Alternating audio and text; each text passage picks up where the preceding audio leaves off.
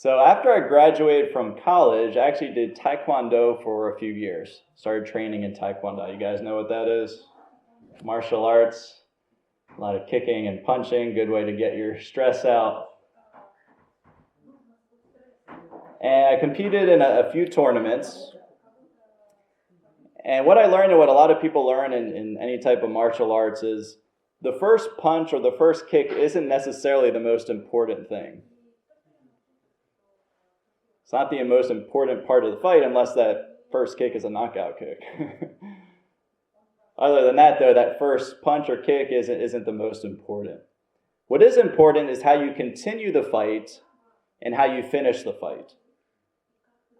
How you finish the fight is much more important than how you start the fight. And so to look at our lives as believers, in a broad sense, our entire life is a type of fight.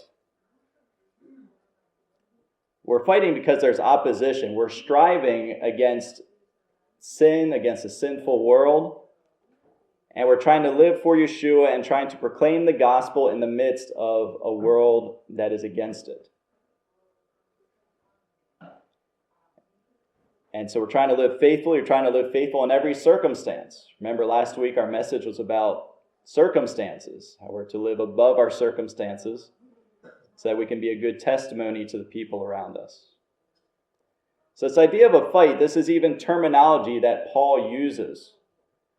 As he wrote to Timothy near the end of his life in 2 Timothy 4:7, what did he say to Timothy? 2 Timothy 4:7. He wrote, "I have fought a good fight. I have finished my course. I have kept the faith." I fought a good fight. He uses this idea of fight, of a struggle in this world, for the purpose of sharing the faith, of living faithfully to be a testimony to others. Similar words in 1 Timothy 6:12, he tells them, it's an imperative. He says, fight the good fight. Fight the good fight of faith.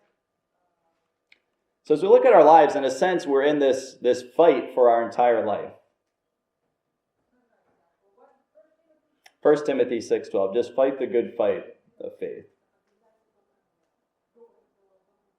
So in that sense, our entire life is this fight that we struggle in.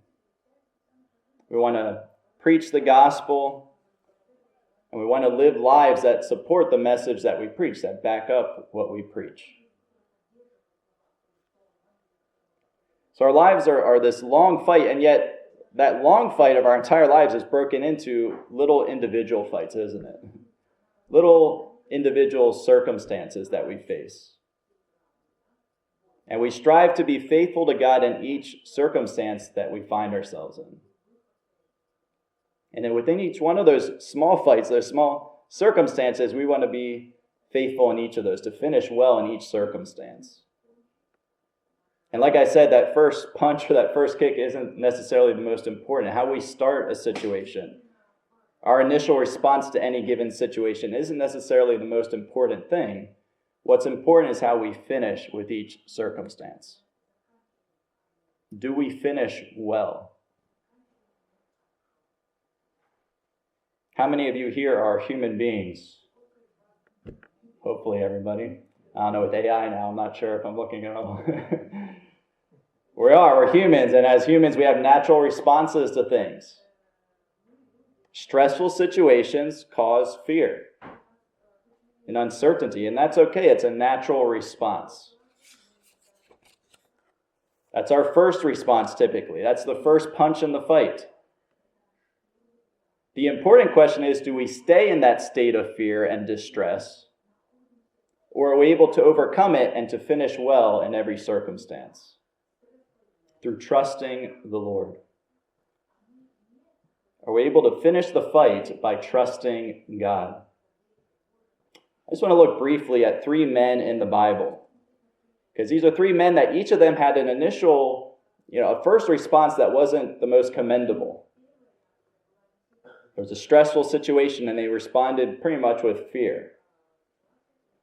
But each of them finished well by trusting God.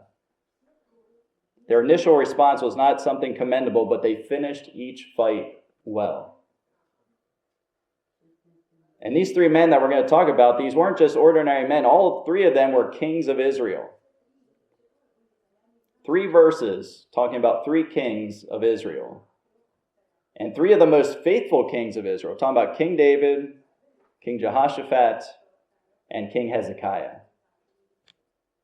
3 verses that show us that each of these men had a first human response of fear and distress.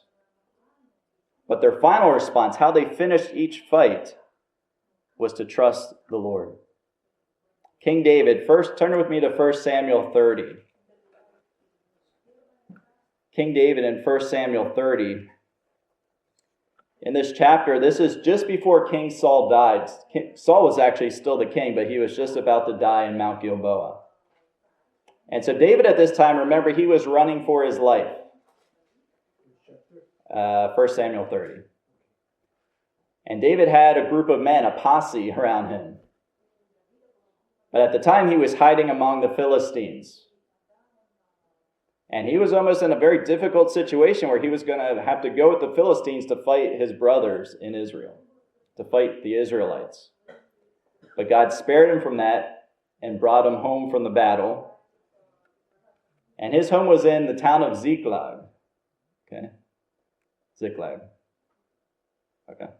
That's where they went. That's where their wives were, and that's where their children were. But what happened? When they came home, their wives and children weren't there. They were kidnapped by the Amalekites. And so David's men, his group of men around him, they blamed him for what happened, and they wanted to kill him. And so verse 6 is where we see his first response, as well as how he finished this fight.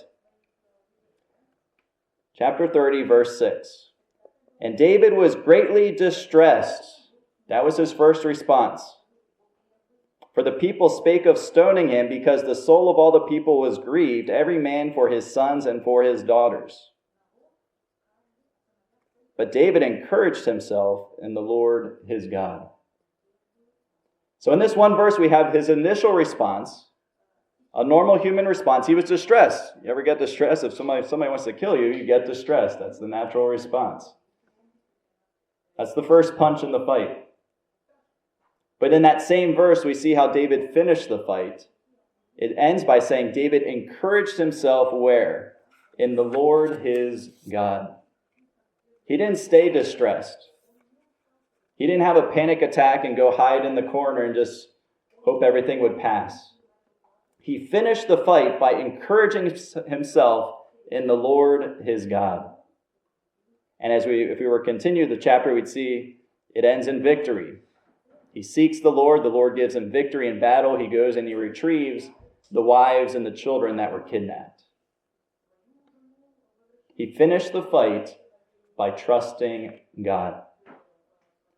King Jehoshaphat was very similar. Turn to 2 Chronicles 20. 2 Chronicles 20. And here we have the Moabites, and they brought a great army against Israel. And in verse 3, we see again Jehoshaphat with an initial response, a human response, a response of fear, but it's immediately followed with how he finished the fight, trusting God. In one verse, we see how King Jehoshaphat both started and finished the fight. 2 Chronicles chapter 20, verse 3. And Jehoshaphat feared. That's his initial response. That's the first punch. But then how did he finish? And set himself to seek the Lord and proclaimed a fast throughout all Judah. Again, his first response was a natural human response. He feared. He saw a great army, bigger than them. He was afraid. But that's not how he finished the situation. He quickly finished the fight by immediately what? Setting himself to seek the Lord. And the remainder of this chapter reveals a beautiful prayer of King Jehoshaphat. And once again, God provides the victory as he trusts in God. He finished the fight by trusting God. Third and final king is King Hezekiah in Isaiah 37. Turn to Isaiah 37. In Isaiah 37, we see Hezekiah in Jerusalem, but he's being intimidated by Rabshakeh, a general of the Assyrian army.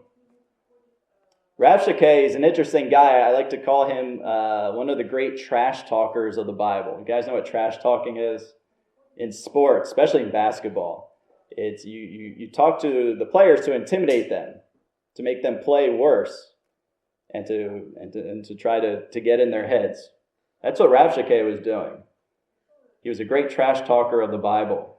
He was talking to the Israelites on the wall and trying to intimidate them, that they would be afraid, to think that they couldn't win. And the words that he spoke to the Israelites came to Hezekiah. And what was his initial response? Isaiah 37, verse 1. And it came to pass when King Hezekiah heard it, the words that Rabshakeh was saying, that he rent his clothes and covered himself with sackcloth. That's his first punch. Comes hearing those words, he's afraid. He's rending his clothes. That's a sign of distress. But how did he finish the fight? He went into the house of the Lord. Initial response was fear, as it is with the other two. And yet the immediate response and how they finish it is through turning to God, by trusting him, turning to him in prayer. Just like King David and Jehoshaphat, quickly turning to the Lord, and once again, God provides the victory as he does that. Again, it's not important how you start the fight, what that first punch is. What matters is how you finish the fight, by trusting in the Lord in every situation. All three men started in distress and fear, the natural human response. But all three men finished by trusting in the Lord. So my simple challenge for this mini message is what about us? We may not always be proud of that first punch in the fight, how our initial response is to any of our circumstances that we come across.